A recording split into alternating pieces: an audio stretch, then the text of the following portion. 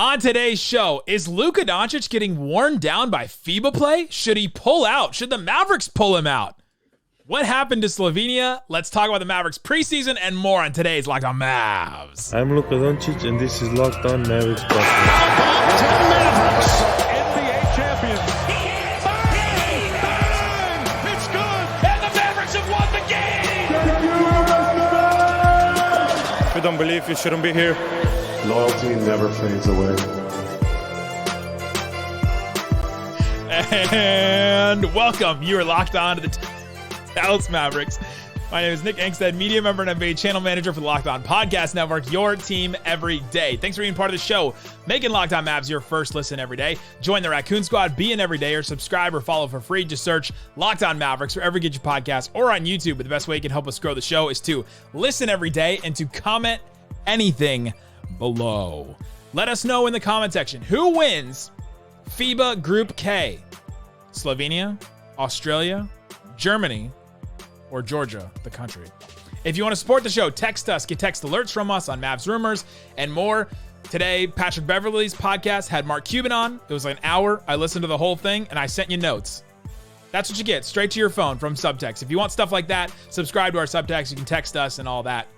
Link in the description. And joining me, as always, my co-host, writer, contributor at Mavs.com, Studio 41 star, the FIBA feline, the One More Thing King. What you got for me, Isaac Harris? If you skip cold opens, all right.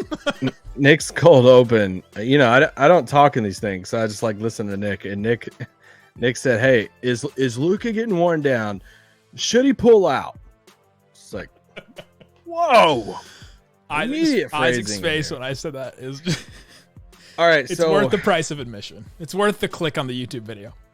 So my wife right now is currently at the Jonas Brothers concert. Oh, she got to see Lawrence. And so that's their opening act. I love them. Trevor? She texted me during intermission, and this was like the only update I've gotten so far. We're in intermission. We've seen a proposal, a girl on FaceTime in the delivery room, and a gender reveal. In the delivery room? A girl on FaceTime in the delivery room and a gender reveal. Like, I guess it's going good. Like, what have live concerts become? And today, like, you can just do anything. Have you seen some of the videos from the Taylor Swift Eras tour? There's crazy stuff happening all the time. I'm so sick of the Jonas Brothers now. We've watched so many documentaries and music leading up to this thing. I'm like, I just can't do them. I can't do it. I'm hot. Oh, You're cold. I don't care. You're old. Stop. Like, just you're past the Disney Channel. Nah, I'm hating. They're kind of from here. They were at CFNI like when they were little kids. Yeah. And Dad was worship leader and stuff. I think their mom sang too. But CFNI is Christ for the Nations. It's in like South Oak Cliff. Yeah. So they're not bad. I'm joking somewhat. They got some good songs in there that I kind of like. Speaking of not being bad, today we'll talk about Slovenia, their game against Cape Verde. They sweep the group play in round one.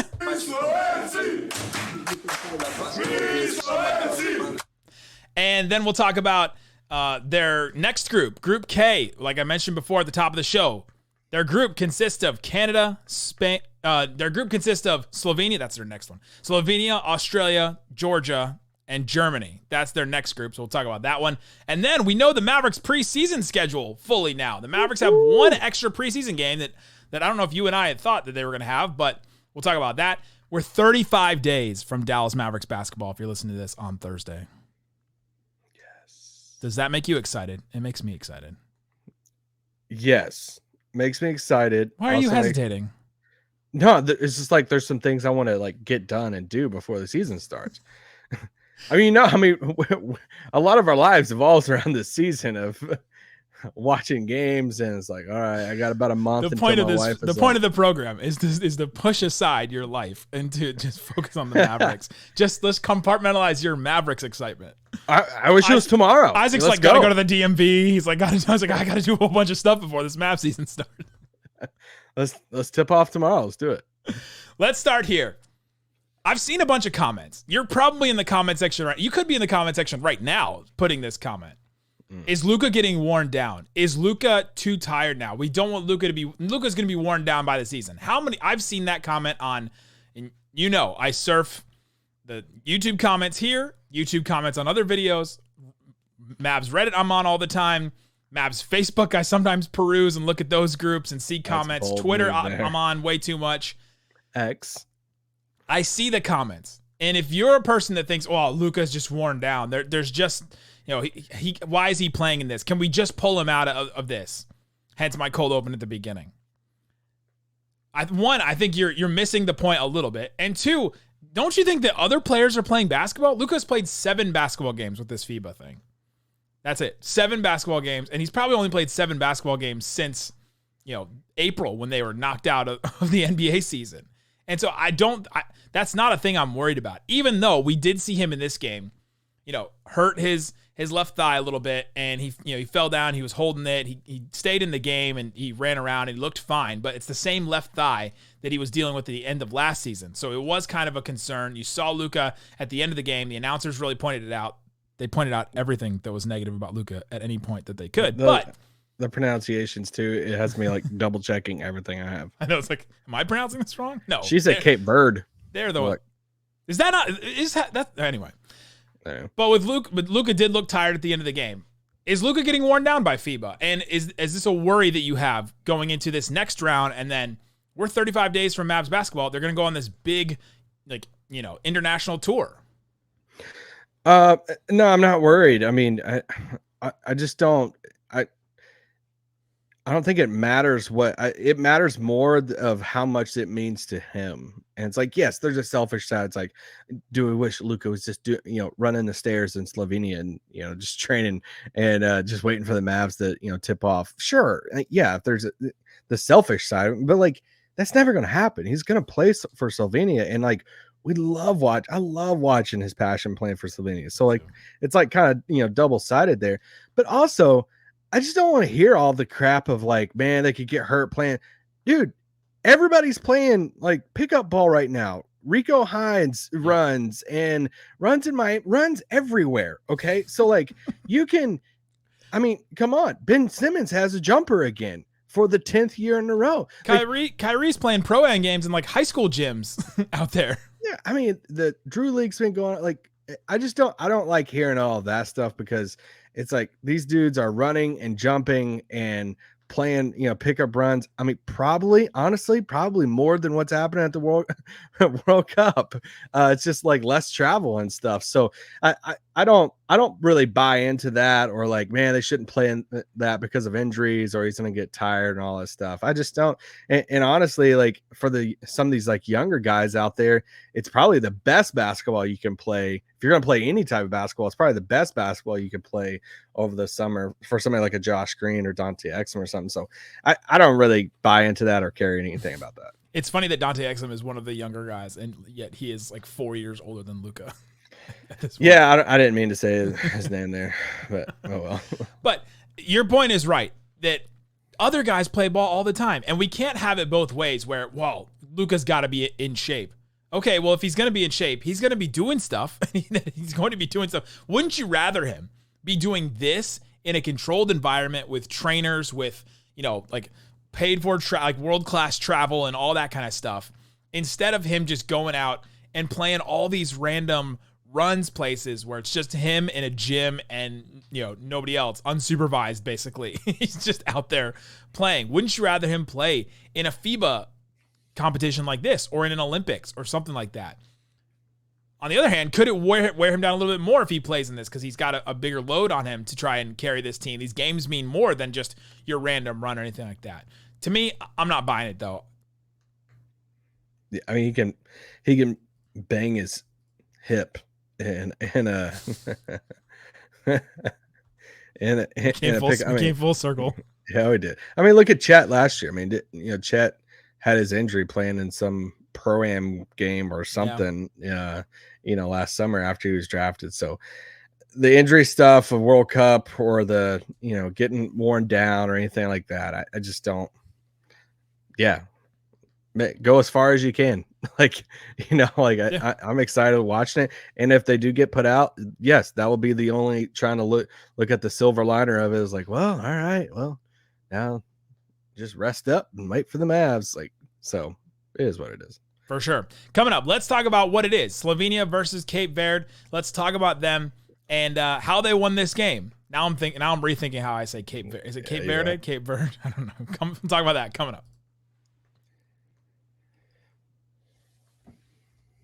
But before we do, let me tell you about FanDuel. Get ready for the NFL season with incredible offers from FanDuel, America's #1 sportsbook. Right now, new customers can bet $5 and get $200 in bonus bets. Just $5. You'll get $200 to play with in bonus bets guaranteed. Plus, all customers who bet $5 will get $100 off NFL Sunday Ticket from YouTube and YouTube TV. Think about how far that $5 to FanDuel will get you, if you think about that. They have all kinds of NFL stuff ready. They also have FIBA. The odds for the FIBA World Cup winner: USA -145, Canada +370, Spain +1,000, Germany +1,200, Australia +1,600, Serbia +2,000, Slovenia +3,100.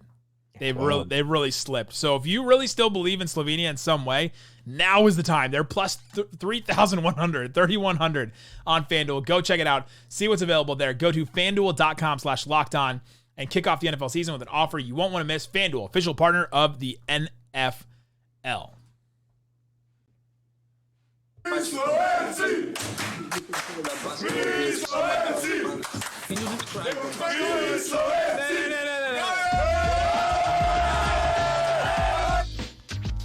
Thanks, everybody, for hanging out with us on Locked On Mavs, being part of the show, part of the Raccoon Squad, being an everydayer. If you listen, subscribe, you're an everydayer. You're part of the Raccoon Squad. All right, Isaac, let's get into this game. So, Slovenia wins this game against Cape Verde, 92-77. It's a game that looks like a blowout on the surface and was actually a pretty decently close game. It was tied 44-44 at the beginning of the third quarter. Slovenia ended up taking control of this one. What did you see from Slovenia, and then what did you see from Cape Verde, who is, by the way, the smallest nation ever to play in this World Cup? Their population is like 500,000, and like the Dallas population, not even like the population of Dallas-Fort Worth, is like almost 3 times as big as Cape Verde, like just the country itself. That's wild. I know. Yeah, I mean, going into it, I want to see Luka play against his old teammate, Eddie Tavares, and he's just a giant. It's just but you can tell. I mean, that was the game plan, as a pick on him early. Had a couple lobs to Toby. They're getting Big Eddie there in the pick and roll, and he was like trying to switch off on Luka, but like dropping some, but he wasn't. They're having to pick their poison there, and Luka was just like, all right, your feet's not fast enough. I'm just going to toss this up to Toby a few times, even tried it a third time, but it was too high for Toby. So, I mean, that was the game plan, but, we also saw a different type of win for Slovenia here. That, I mean, how many games is Luka going to get outscored by a teammate here? He didn't have his first like bucket until what? I mean, at what point in the second quarter's first field goal? 48 seconds left in the second quarter. So 48 seconds left in the first half. He misses a 3-point shot. Slovenia gets the offensive rebound, and then they kick it back to him, and he runs up for a layup. Like, that was his first field goal made in the whole game. Yeah, so, I mean, this game was, I wrote down the Prepelic show, of Clement here. He finished with 25 in this game. He's a plus 24. Came off the bench again. Oh yeah, 18 points, my bad.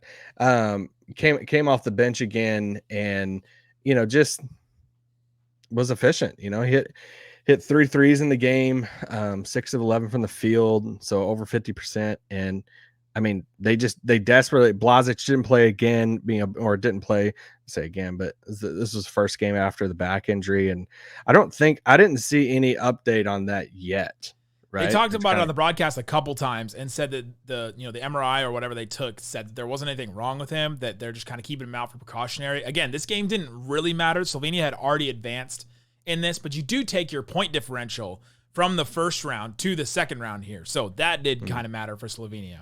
And so this game mattered a little bit, but not a ton. And so if you saw Slovenia come out a little slow or not seem to take not play as hard as they could have, that's probably one of the reasons why. But yeah, Blasic did not play in this one, and I think he'll be back for the next one. The problem is the next one is Friday. Like the next one is, they have one day off and then they play again. So, and their biggest game so far. I mean, they're going to play. We'll talk about it in a little bit, but play Australia and Josh and them. But it was a closer game than I thought throughout the game. But finally, they took care of business late. Yeah, and we didn't see a ton, like a ton of Slovenia threes either. 11 of 35 from three. We've come to know this team to be very Luka centric, drive, kick, create a bunch of threes. They have a ton of guys that can shoot threes on this team. We didn't really see a ton of that, but yeah, Klemen Prepelic was the one that really stepped up, and we've been wanting somebody else to step up on this team. It's just got to be him at this point. There's nobody else I don't think that we've seen in these 7, 8 FIBA games so far that is going to be able to step up and score it if Luka doesn't, and he's the one that can. He's like their Lou Williams, 6-man, come in, fill it up, can get some assists and things like that. Yeah, especially with Chanchar out. Goran is aged out of it, sadly. They desperately need another Luka Tech in this game. We got one of those, so shout out to that. He gets the tech. If you listen to the announcers, he had been asking for it all game, and he was on the verge of getting a tech the entire game. But minute 30 left in the third quarter, he gets a technical, and of all the things, he did complain about a lot. He did not like one specific ref in this game, but he gets a technical after he hits a layup, and he's very excited about it, and he's celebrating, and he screams like kind of in the direction of the ref, and then he realizes he is and turns to the left a little bit to try and like angle his scream, almost like he was who's the Inhuman from Black Bolt. Like Black Bolt has that thing where he screams, it can like destroy you with the scream. It's like, oh, hold on, let me just turn my head and scream this way instead. And that's what Luka did. And he got the technical call anyway, and the coach was vying for him and all that, and nothing worked. I want to ask you this. I wrote some of this stuff down. This isn't like this game specific, but I was thinking about this more in the game. Is there anything from the NBA game that you would want to add to, like, as far as like rules and stuff? Because I'm watching these games and I'm like, dang it, I love every single bit of this more.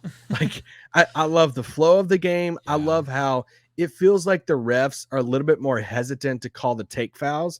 It feels like they let some of those like take foul, like most cheap any fouls kind of go. I like the physicality of it.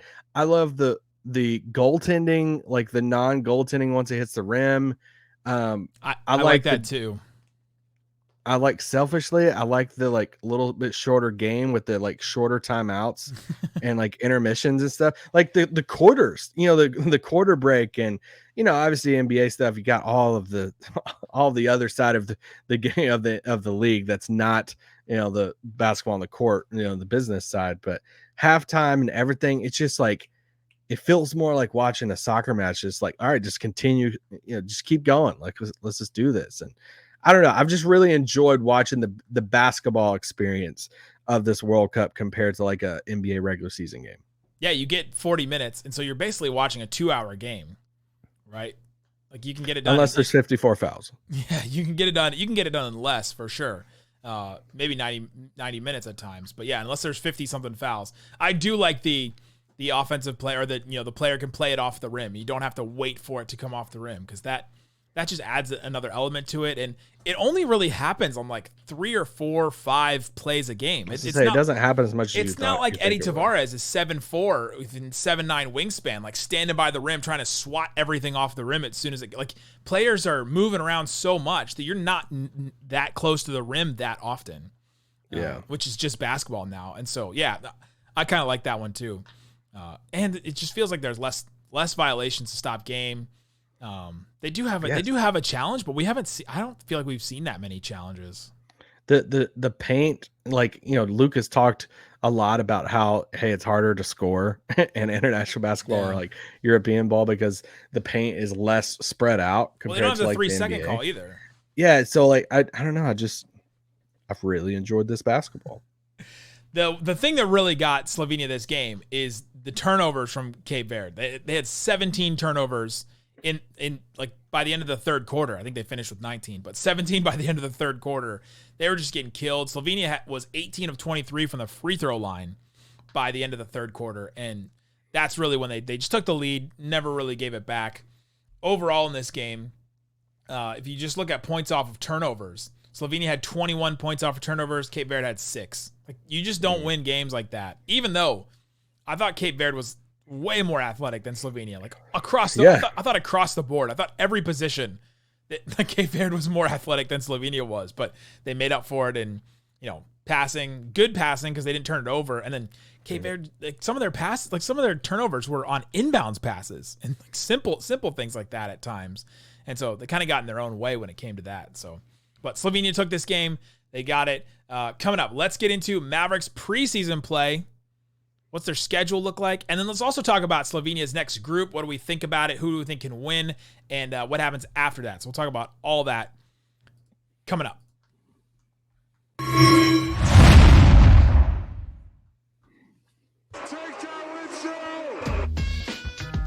All right, Isaac Harris. So Slovenia gets the win. They sweep their group play. Now they move on to their next group. They'll be in a group with Slovenia, Germany, Australia, Josh Green and Dante Exum, and Georgia. So the first game will be Slovenia versus Australia on Friday. This is a 7 a.m., 6 a.m. game. 7 a.m. Texas time game on Friday. So super early, but I'm excited for that one. That one's gonna be really fun between those two. Yeah, I mean this is a game for Mavericks fans, if there's one game you watch, it's this game. I mean, the fact that you're gonna see Luka Doncic be guarded by Josh Green. This is an Australian coach that has high praise for Josh Green's defense and said, what did he say? It was Delvedova on roids or whatever. He compared him to something Delhi, and which Delhi was an incredible defender, and so we'll probably see Josh on him. We'll see Thibault on him, which Thibault's not had a good World Cup. We'll probably see Dante Exum on him at times. So, I mean, we have a chance to see a couple different Mavs have shots at Luka. And obviously we know Luka and Josh being friends and all their jabs and jokes they've had at each other. Australia, denied them a medal and all of that. So that's a little added motivation there, but it should be fun. I mean, they can't have another Luka game like this one. Luka's going to have to go for 35 plus. Yeah. And they're going to have to be on a string on defense for them to have a shot because Josh Giddey's really dang good. He's very good. I don't know how Slovenia is going to guard them. That's going to be really, really tough. The good thing is they don't have a ton of post guys, and so I think Mike Tobey's going to do really well in this game. And I think Luka, they can run a bunch of pick and rolls and stuff and get that done between Australia's front court. But Luka's going to be able to attack a lot of guys on this team. He's going to be guarded by Thibault and Josh Green probably, and Dante Exum a little, and probably Xavier Cooks, who's been really good. He's on the Wizards, by the way, and he's played a lot of really good He was really impressive the other day. He came off the bench. The big dude in the middle for them, his name's like Reach or Duop Reith. That's what it is. Yeah, he's a massive dude. He's good. He's just a mobile four that isn't like a big, but plays like a wing kind of deal. And so I think Luka's going to be able to have his way a little bit with them, especially in the paint. And the other thing is Slovenia has the advantage right now in this group. They're plus 51 in their points right now. They're like their point differential. So, and the next Germany is plus 47, Australia is plus 43, Georgia's plus 15, but they already have an advantage over all these teams with their point differential because they took care of business in Group 1. So if I had to pick, though, I think Luka could take care of Germany, too. It's this Australia team I am really worried about. But because, like, Germany, Luka's going to attack Schroeder over and over and over, but he's going to do the same thing with Patty Mills and probably Josh Giddey, too. Yeah, the thing with Australia is they're so big all across the lineup. I mean, Josh Giddey's their point guard, and he's, 6'6". He's 6'9". Is he really? Yeah. Have you seen him? I mean, he's a giant out there, but everybody looked like a giant against and playing in a backcourt with Patty Mills, he looked like a but no, it's like Josh Giddey and Ingles and Thibault and Josh Green and Exum off the bench. And it's like they have so much size. And then Reith, and I think there are 4 out there that they started the other day was K. Everybody is big on that Australia team. So that's gonna do they kind of collapse the paint a little bit? Do they dare the shooters to beat them for Slovenia?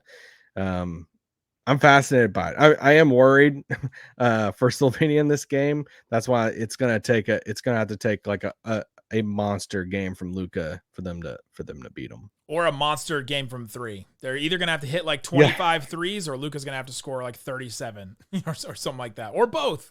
And so we'll see what happens with that. And so, yeah, that's the group. Germany is also going to be really tough. That team could totally win the group. Yeah, they've already beat Australia, and that Germany versus Slovenia will be really fun because Dirk will be on the sidelines, and we'll get to see that. I'm sure Luka and Dirk will have back and forths, and I wonder if they'll like argue, or like if Dirk would like try to talk trash to him. That'd be fun. Yeah, Franz hasn't even played for him yet, so I don't know what his like status is either. And Luka has had some words in the past for Mo Wagner, so that'll be a little fun one too. I mean, Schroeder always talks trash, so. So that's the next group. That's what's going on. If they win this group, by the way, their next group would be in the next, they actually play like an actual tournament, like a knockout round at the end. And if they win this group, they'll play one of the 2 winners of the group of Canada, Spain, Brazil, and Latvia. So we could have a Dwight Powell, Luka, a Dwight Powell. Vamos. We could have a Dwight Powell, like Josh Green matchup. So we could still get another Mavs matchup in the next one too. It would be super weird seeing Luka get Dwight Powell and pick and rolls all day. The opposite way. Luka's attacking him. Last thing here, we finally got the Mavs preseason schedule. The Mavs are playing in Madrid in Spain. I'm very excited for. I was kind of confused by this a little bit.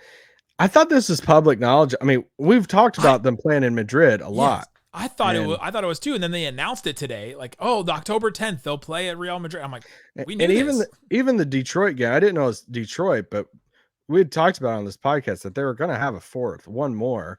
And I thought there would be one more. We just didn't know out about it. And I was like, I just didn't know when it was or who it was going to be against or anything like that. But we did learn. So their schedule is set October 5th. They'll play against Minnesota in they'll play. Go for it. Abu Dhabi. I just totally. I thought you were trying to pronounce like the. Okay, yeah. I just forgot how to say that. I didn't think you were struggling with Abu Dhabi. I just pulled a Mitch McConnell. October 7th against Minnesota, they'll play in Abu Dhabi as well. And then October 10th, they'll go to Spain and play Real Madrid. Luka's return there, which is a great moment. It's going to be so much fun. That's going to be awesome. Somebody said that the Mavs don't play they only play one home game this whole time. I was like, no, I think the Real Madrid game might be a home game for him. Yeah, I mean, that's a wild. I mean, everybody's going to be at that game. And then October 20th, this is the game we learned, against Detroit in Dallas. So we do get a Dallas home preseason game. So the Mavericks will be back whenever they're done in Spain and have like 9 or 10 days off, and then be in Dallas, and then they'll start their season in San Antonio. So they're not traveling too far. So the international hangover, are you worried about it? Yeah, I mean, definitely so. And I was thinking about this too, for like Anthony Edwards, he's playing in FIBA, and then they go to Abu Dhabi to like him and Towns are playing in FIBA. Then they're going to and Gobert. And Gobert's done. So okay, never mind. And then it's like Abu Dhabi, and then back. Like that's a lot of travel this offseason. But I mean, I think it's definitely something to think about, and it's a long trip. Any game that they lose, for the first few weeks of the season, we're going to use that as a reason. So, yeah, we'll talk about it as. Let us know what you think. We're 35 days away from Mavs basketball. Very excited. Let us know who you think can win their next group: Slovenia, Australia, Germany, or Georgia in the comment section. Guys, thanks so much for listening to Locked On Mavs. Peace out. Boom.